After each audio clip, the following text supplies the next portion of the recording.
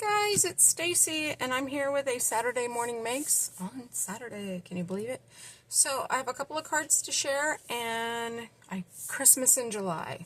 So I'm going to go ahead and show you my shares and then I'll show you the products at the end in case you want to stick around and see what I used. So I created a couple of different cards and I was inspired by PB and Jill, the Penny Black and Jill channel on YouTube.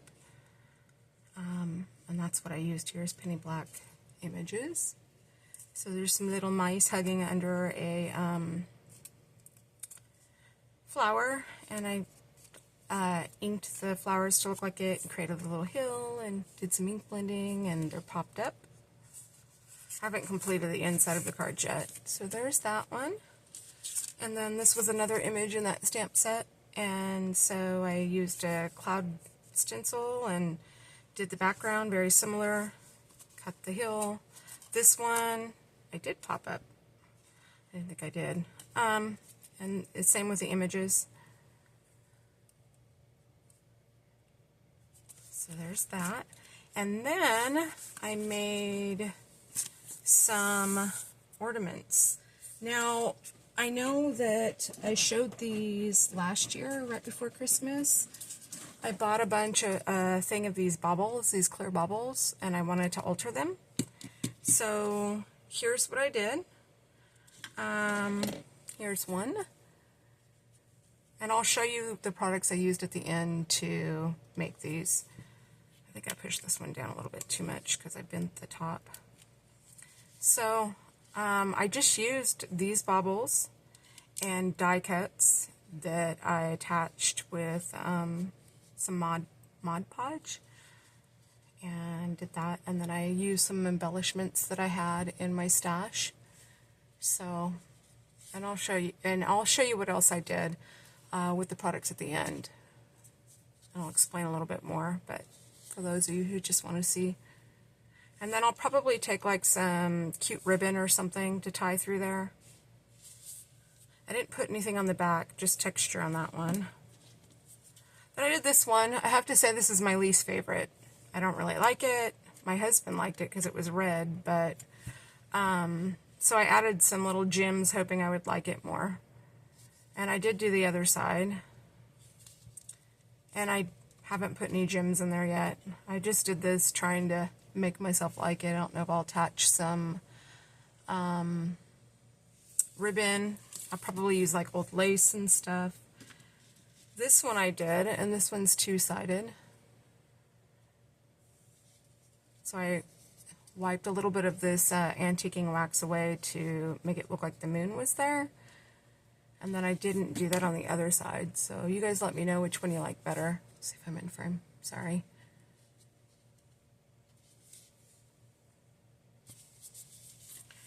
And I did this one, the snowflakes. And I added a little like chocolate colored gems, like a champagne-y brown color.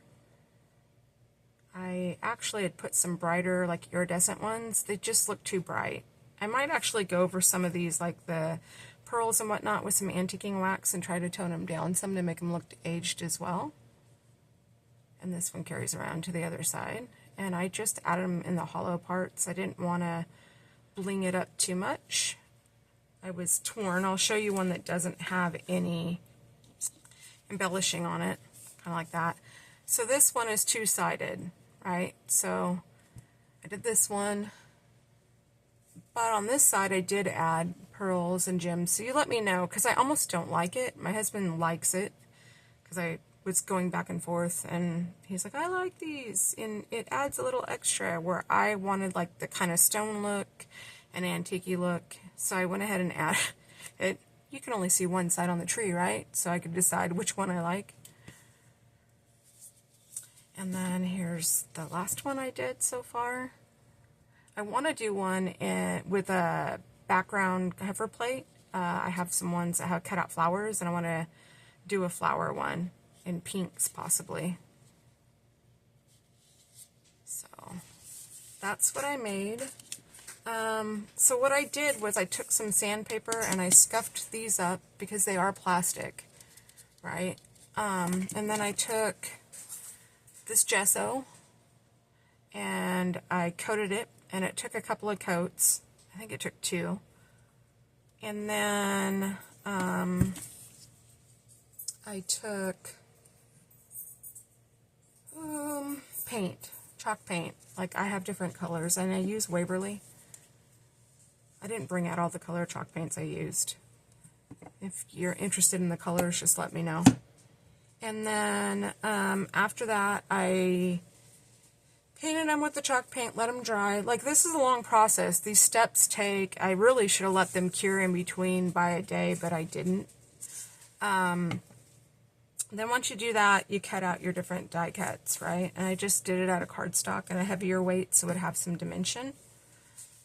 And I used white cardstock, and then I use Mod Podge, and I put it down, and then I set them on top, and then I soak the top because they're not super pliable, and with a curved edge you have to let it set and get it softened. So I did that, let it dry, and then I painted with chalk paint on a different layer. So I think a couple of them I didn't do with chalk paint first. I did it afterwards, after I did the Mod Podge and the die cuts. Then once that dried, I came back and I went with this antique wax from Waverly. And I rubbed it in there and I buffed it off. And some of it, as you can see, because Mod Podge is a sealant, it'll allow some of that chalk paint to come off. So it actually distressed it more. And I used a paper towel and a wet wipe to remove a little bit more of the color. And then once that dried, this antique wax here, I went back in with the clear wax that was, this is a matte finish. So it really dulled things down and took that shine away, and that's how I did that. So if you have any questions, let me know. I will link the video of someone that I saw making these. She uses a little bit different products, but I just took what I had and adapted it. You can do that too. You can do this with air dry clay, which I'm going to do. I have to go get some molds for the images I want to use, because I have air dry clay. Oh, and I did use air dry clay on this one. I used that Crayola Magic Foam clay because there was such a gap in between there. I wanted to fill it in and smooth it out, and then I just took a nail file and sanded it down after to even it out. For the cards, on some of the bobbles, for the cards I used this Hello Scripted from Simon Says Stamps, painted words. I use that on, is that still in frame? On that one. I used the Hugs on the Mice from Lawn Fawn. I used the Cuddle Bug, I don't even know if they sell these anymore. It's like a confetti dies, and I used it, I believe, no, I used a Tim Holtz die. Sorry guys, I didn't take that out. I used it for the butterflies. This one I used, which is a honeybee for these cone flowers. The MFT Dynamics. This is Stitch Scallop Basic Edges that I used for the edges here. The Penny Black Hugs. I bought these from a yard sale and they were brand new. You guys, these are acrylic stamps. These are not even photopolymer. I was so disappointed. I'm telling you that your photopolymer stamps make such better impressions. Here I used these on the bobbles. This is a Winter Wonderland seasonal sprigs from, is this Gemini? Crafter's Companion. I use these thinlet dies on the bobbles. This is a Tim Holtz. This is Tree Line. Simon Says Stamp. I use Flower Mandala for the red bubble. This is a Simon Says Stamp that I got in their mystery box. I can't remember what it's called, but it's a snowflake die that wrapped around on this one. And then this one is an MFT, the Joy, Love, Peace die, and this is what I used for this bobble, except I used the heart inside of the Joy word because I liked it better. So those are my Saturday morning makes, Christmas in July, some fun little penny black cards. I'll try to get back on here. I got some other stuff I'm working on to share. And I thank you guys for spending some time with me. I'll see you next time. Bye.